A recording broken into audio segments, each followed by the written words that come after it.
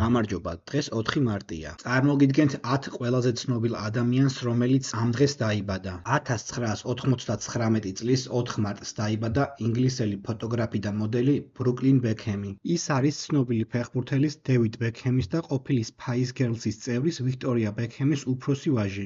1974 წლის 4 მარტს დაიბადა არგენტინელი ყოფილი ფეხბურთელი არიელ ორტეგა. 1993 წლის 4 მარტს დაიბადა ამერიკელი მომღერალი და მსახიობი ბობი კრისტინა ბრაუნი. ის იყო ლეგენდარული მომღერლის უიტნი ჰიუსტონის და ასევე მომღერალ ბობი ბრაუნის ერთადერთი შვილი. 1992 წლის 4 მარტს დაიბადა გერმანელი ფეხბურთელი ბერნდ ლენო. 1990 წლის 4 მარტს დაიბადა ამერიკელი კალათბურთელი დრეიმონდ გრინი. ის არის 4 გზის NBA-ის ჩემპიონი Golden State Warriors-თან ერთად. 1988 წლის 4 მარტს დაიბადა გერმანელი ჩოგბურთელი ლაურა ზიგმუნდი.